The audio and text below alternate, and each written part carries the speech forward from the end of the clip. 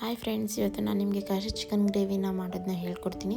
ಹೇಗಪ್ಪ ಅಂದರೆ ಸ್ವಲ್ಪ ಕಾಯಿ, 5-6 ಗೋಡಂಬಿ, 2-3 ಬಾದಾಮಿ ಮತ್ತು 2 ಸ್ಪೂನಷ್ಟು ಮೊಸರನ್ನು ಹಾಕಿ ಒಂದು ಫೈನ್ ಪೇಸ್ಟನ್ನು ಮಾಡ್ಕೊಬೇಕು. ಒಂದು ಬಾಣಲಿಗೆ 2 ಸ್ಪೂನಷ್ಟು ಎಣ್ಣೆ ಹಾಕ್ಬಿಟ್ಟು 1/2 ಕಪ್ಪು ಈರುಳ್ಳಿ ಹಾಕಿ ಚೆನ್ನಾಗಿ ಫ್ರೈ ಮಾಡಬೇಕು. ಗೋಲ್ಡನ್ ಬ್ರೌನ್ ಆಗೋವರೆಗೆ ಫ್ರೈ ಮಾಡ್ಕೊಬೇಕು. ಮತ್ತು ಹಾಫ್ ಕಪ್ಪು ಟೊಮ್ಯಾಟೊ ಹಾಕಿ ಅದನ್ನು ಫ್ರೈ ಮಾಡ್ಕೊಂಬಿಟ್ಟು 2 ಸ್ಪೂನಷ್ಟು ಜಿಂಜರ್ ಗಾರ್ಲಿಕ್ ಪೇಸ್ಟ್ ಐತಿ ಅದನ್ನು ಹಾಕಿ ಫ್ರೈ ಮಾಡ್ಕೊಬೇಕು. ಸ್ವಲ್ಪ ಅದು ಹಸಿ ಸ್ಮೆಲ್ ಹೋಗೋವರೆಗೂ ಚೆನ್ನಾಗಿ ಫ್ರೈ ಮಾಡಿಕೊಂಡ್ರೆ ಸಾಕು. ಅದಾದಮೇಲೆ ನಾವೇನೇ ರುಬ್ಬಿ ಪೇಸ್ಟ್ ಮಾಡ್ಕೊಂಡಿರ್ತೀವಿ ಆ ಪೇಸ್ಟನ್ನು ಸುದಾ ಹಾಕಬೇಕು. ಅದನ್ನು ಹಾಕಿ ಒಂದು ಸ್ವಲ್ಪ ಚೆನ್ನಾಗಿ ಹಸಿ ಸ್ಮೆಲ್ ಹೋಗೋವರೆಗೆ ಫ್ರೈ ಮಾಡಿದ್ರೆ ಸಾಕಪ್ಪ.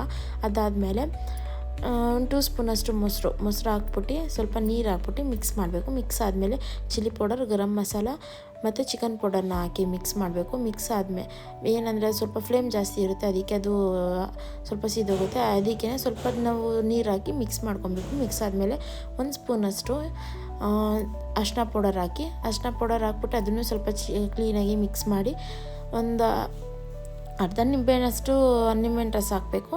ಅರ್ಧ ನಿಂಬೆಹಣ್ಣು ರಸ ಹಾಕಾದ್ಮೇಲೆ ಅದನ್ನು ಮಿಕ್ಸ್ ಮಾಡ್ಕೊಬೇಕು.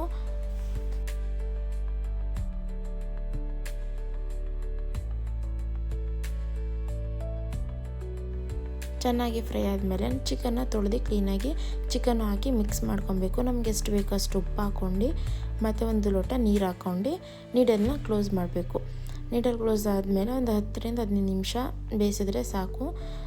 ಕೊತ್ತಂಬರಿ ಸೊಪ್ಪಿಂದ ಗಾರ್ನಿಷಿಂಗ್ ಮಾಡಿದ್ರೆ ನಮ್ಮ ಕ್ಯಾಶ್ಯೂ ಚಿಕನ್ ಗ್ರೇವಿ ರೆಡಿಯಾಗುತ್ತೆ. ಚಪಾತಿ ಮತ್ತು ಪರೋಟ ಜೊತೆ ಕಾಂಬಿನೇಷನ್ ತುಂಬ ಚೆನ್ನಾಗಿರುತ್ತೆ. ಆದರೆ ನಾನಂತೂ ಪರೋಟ ಜೊತೆ ತಿಂದು ನೋಡಿದೆ, ತುಂಬ ಸಖತ್ತಾಗಿತ್ತು. ನೀವು ಒಂದು ಸತಿ ಮನೇಲಿ ಟ್ರೈ ಮಾಡಿ. ಆದಷ್ಟು ಲೈಕ್ ಮಾಡಿ, ಸಬ್ಸ್ಕ್ರೈಬ್ ಮಾಡಿ ಮತ್ತು ಶೇರ್ ಮಾಡಿ. ನಿಮ್ಮ ಟೈಮನ್ನು ನನಗೆ ಕೊಟ್ಬಿಟ್ಟು ನನ್ನ ವಿಡಿಯೋ ನೋಡಿರೋದಕ್ಕೆ ಥ್ಯಾಂಕ್ ಯು ಸೋ ಮಚ್. ಹೀಗೆ ಸಪೋರ್ಟ್ ಮಾಡ್ತಾಯಿರಿ. ಸಿಗೋಣ ಮತ್ತೆ ನೆಕ್ಸ್ಟ್ ವಿಡಿಯೋದಲ್ಲಿ. Thank you, bye.